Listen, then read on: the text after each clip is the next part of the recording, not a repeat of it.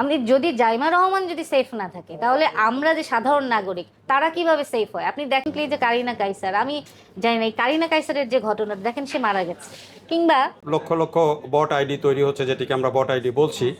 তো এগুলো ঠেকানোর আপনার কাছে কি মনে হয় যে কোনো মেকানিজম আছে, বা এই ভেরিফিকেশন দিয়েও কি এগুলো ঠেকানো যাচ্ছে আসলে? 5বার যখন সুইসাইড অ্যাটেম্প করার পরে তাকে তার বাবা মা সবসময় হাতের সাথে মানে বেঁধে দড়ি দিয়ে তার পায়ে বাঁধতো, তার মায়ের গায়ের সাথে বেঁধে রাখতো, এইভাবে মেয়েটাকে বাঁচিয়ে রেখেছে। ফেসবুকে যে এখন যেভাবে মানে মানুষের পার্সোনাল লাইফ যেভাবে হ্যাম্পার হচ্ছে, এবং পার্সোনাল লাইফ বলতে আসলে কিছু থাকছে না, যে যেভাবে পারছে মানুষকে ফেম করছে নানানভাবে, এগুলো নিয়ে আপনি একটা লিগ্যাল নোটিশ পাঠিয়েছেন বিটিআরসিকে, যেটি বললেন। এইটা করার মানে কি, কারণটা কি, আপনি কি কারণে এই লিগ্যাল নোটিশটা দিলেন? আপনি তো বলেই দিলেন যে কেন আমি করেছি। তারপরে আসলে আমাদের যে কনসিয়াসনেস সেটা বাড়ানোর জন্য। আর আরেকটা বিষয় হচ্ছে যে আমাদের যে এক্সিস্টিং যে লগুলো আছে সেগুলো হচ্ছে রিমেডিয়াল মেজার, মানে একটা ঘটনা ঘটতে হবে, তারপরে পরবর্তীতে প্রতিকারমূলক ব্যবস্থা আমরা বিভিন্ন সাইবার সুরক্ষা আইন বলেন, যে কোনো আইনে আমরা সেটা পেতে পারি, কিন্তু ঘটনাটা ঘটার পরে।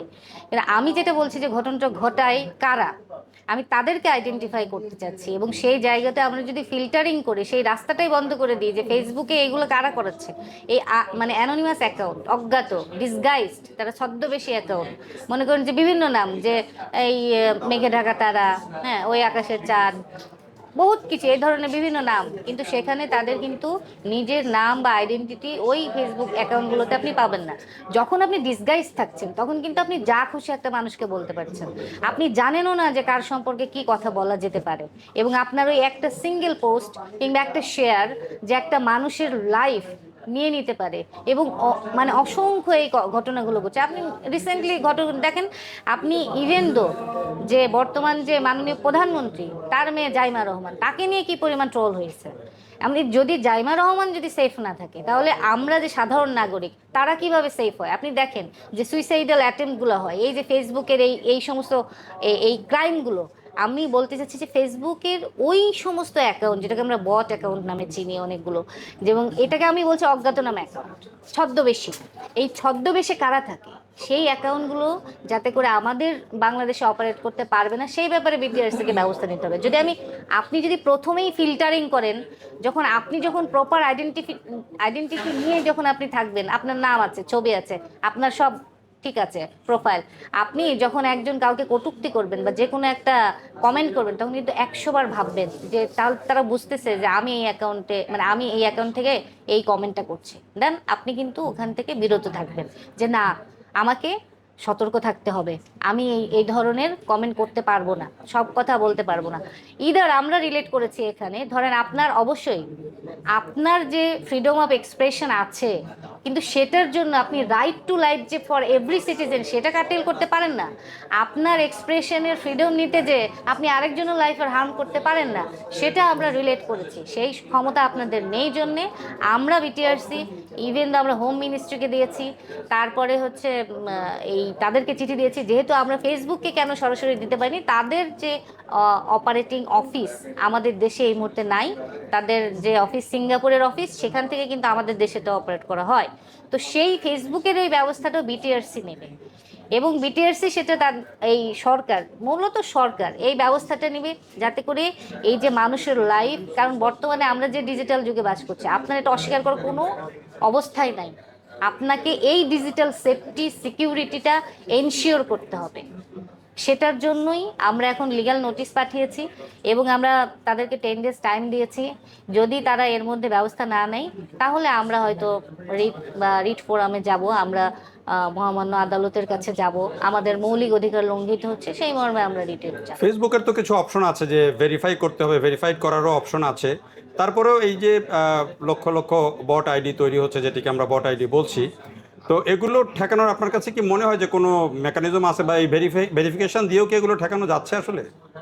এক্স্যাক্টলি, আপনি দারুণ কোশ্চেন করেছেন। আপনি ফেসবুকে যে ভেরিফাইড অপশনটা আছে আপনি দেখবেন, ভেরিফাইড অ্যাকাউন্টগুলো কিভাবে করে। ভেরিফাইড অ্যাকাউন্টের জন্য আপনাকে কিন্তু একটা ভালো অ্যামাউন্ট পে করতে হয়, সেটা ডলারে পে করতে হয়, আপনাকে ক্রেডিট কার্ড বা ডেবিট কার্ড হোল্ডার হতে হয়, এগুলো কিন্তু প্রিকন্ডিশন আছে।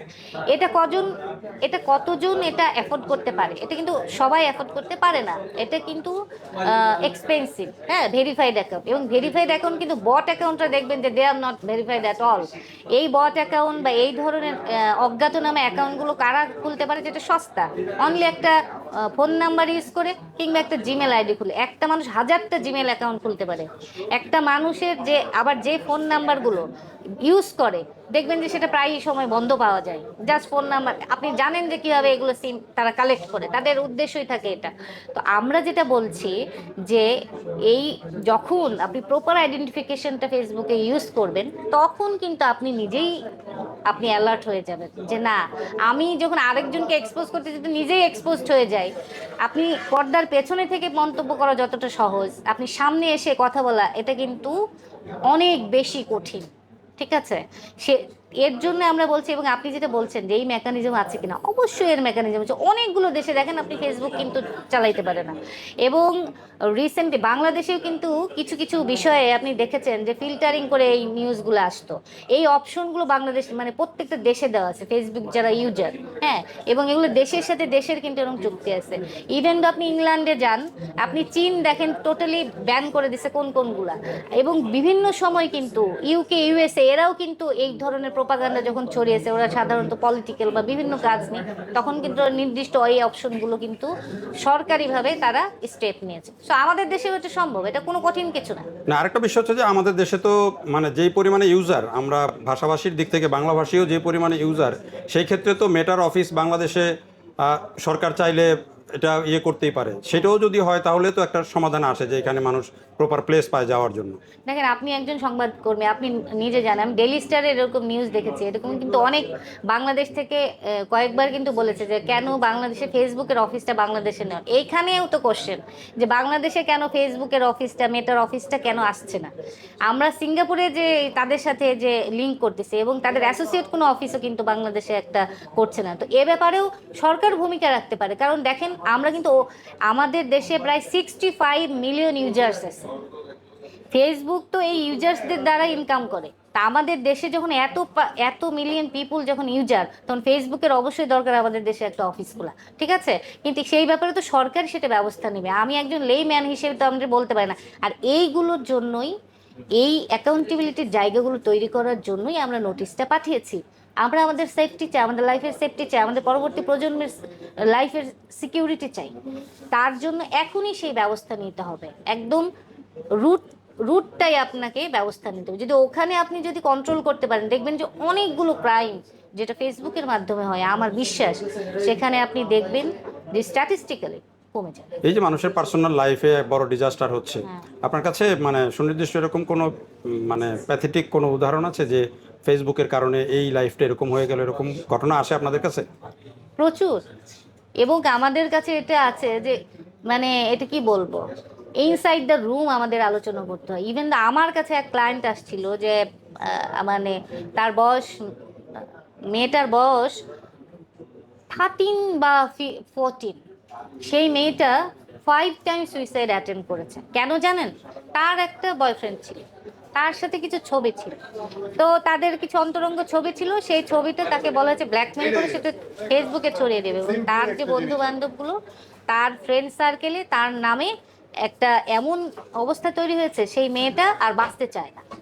তো 5বার যখন সুইসাইড অ্যাটেম্প করার পর তাকে তার বাবা মা সবসময় হাতের সাথে মানে বেঁধে দড়ি দিয়ে তার পায়ে বাঁধতো, তার মায়ের গায়ের সাথে বেঁধে রাখতো। এইভাবে মেয়েটাকে বাঁচিয়ে রেখেছে। তাহলে এই যে একটা ট্রমা, তাদের একমাত্র মেয়ে, এটা তো গেল একটা ঘটনা। আপনি অত দূরে যাচ্ছেন কেন? রিসেন্টলি যে কারিনা কাইসার, আমি জানি না এই কারিনা কাইসারের যে ঘটনা, দেখেন সে মারা গেছে, কিংবা সে একটু বাল্কি ছিল, কিংবা সে হয়তো ইনফ্লুয়েন্সার বা যাই কিছু হোক। দেখেন কারিনা কাইসারের লাইফটা, তার বাবা একজন খুব বিখ্যাত ফুটবলার ছিলেন। দেখেন আমরা কোনো কিছু চিন্তা করি না, একজন মানুষের না 100 বছরের কন্ট্রিবিউশন আপনি একটা কথায় বাদ দিয়ে দিবেন, তাকে আপনি যাচ্ছে তাই গালাগালি করছেন, মেয়েটা মারা গেছে। অথচ অনেকে মানুষ বলছে আমি ইন্নালিল্লাহ পড়বো না, এই ধরনের স্ট্যাটাস দিচ্ছে। না, আমরা দেখছি যে দেখেন যে 5 আগস্টের পূর্ববর্তী বা পরবর্তী সময়ে বহু ঘটনায় আমরা মানুষ মারা যাওয়ার পরে আলহামদুলিল্লাহ লিখতে দেখেছি। হ্যাঁ। এখনো একই ঘটনা আমরা দেখতে পাচ্ছি। আচ্ছা, আপনি এই যে দেশে শুধু আমি এগুলোতে যেতেই চাই না, এগুলো কন্ট্রোভার্সিয়াল ইস্যু। এই দেশে 5 আগস্ট আছে, আরো অন্য আগস্ট তৈরি হতে পারে, আরো অনেক সেপ্টেম্বর ডিসেম্বরও তৈরি হতে পারে, এর আগেও অনেক হয়েছে, হিস্ট্রিতে অনেক কিছু আছে। তার মানে এই নয় যে একটা মানুষ মরে যেও সে কিন্তু তার ফ্যামিলিকে এই ফেসবুকের এই সমস্ত এই রিউমার্স থেকে তারা কিন্তু সেফ না। আমি এই সেফটিটা চাচ্ছি, মানুষ বাঁচবে সিকিউর, মরবেও ভাই সেফলি। প্রি মেজার দরকার, প্রি মেজার নেওয়া দরকার। একদম আমি আমি এটাই বলছি যে একদম আপনার দরকার রিমেডিয়াল মেজার আমরা চাচ্ছি না। এই ধরনের ক্রাইম বন্ধ করা সম্ভব একমাত্র প্রিভেন্টিভ অ্যাকশনে। এই প্রিভেন্টিভ মেজারের জন্যই আমাদের এই action. Okay, thank you. Thank you.